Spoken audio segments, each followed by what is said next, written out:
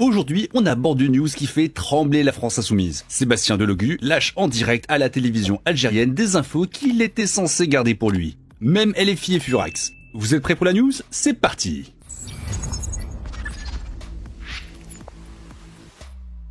Je tiens à rassurer le peuple algérien et même les franco-algériens en France, leur expliquer que les élections c'est cyclique et que nous ferons tout pour les dégager la prochaine fois. Et quand nous aurons réussi cela, nous arrêterons totalement avec la politique des OQTF, n'existeront plus et nous essaierons de mettre en place un système plus humaniste où nous allons traiter d'égal à égal les personnes pour essayer justement de sortir de cela et d'appliquer une politique plus humaniste. Bon, vous venez de voir la séquence.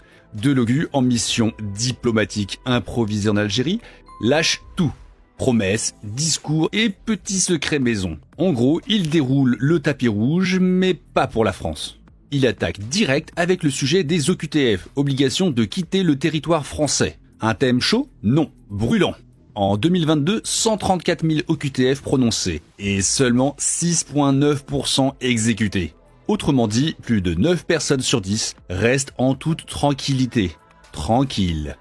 Devant la télé algérienne, Delogu explique vouloir supprimer le système des OQTF. Waouh, rien que ça.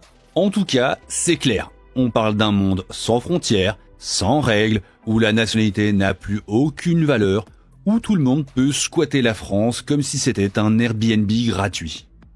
Évidemment, tu viens, tu restes, tu votes. Et un OQTF régularisé? Il va voter pour qui à votre avis? Eh bien pour ceux qui lui ont déroulé le tapis rouge et offert la CAF et le RSA bien sûr. LFI, on vous voit en embuscade, hein. Mais le meilleur, c'est que LFI s'est empressé de se désolidariser de ses propos. Genre, Seb, t'as parlé trop vite là, c'était pas dans le mémo. Sauf que, soyons sérieux, 2 secondes. Vous pensez vraiment qu'il a inventé tout ça, tout seul dans son coin? C'est pas une impro, c'est une stratégie.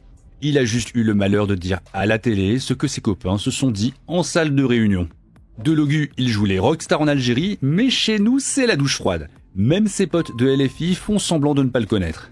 Ce qui me tue au fond, c'est cette hypocrisie dégoulinante. Sous couvert d'humanisme, on nous vend un monde où la France devient un fast-food en mode self-service à ciel ouvert.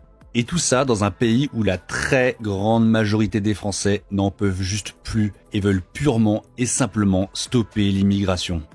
Mais non, Delogu et sa clique veulent importer des votants, même s'ils détestent la France et même si ça implique de couler le pays. C'est pas de l'humanisme, c'est du clientélisme communautaire. On fait venir n'importe qui sans distinction, délinquants, criminels et malades mentaux de la terre entière, et après on s'étonne que la maison brûle?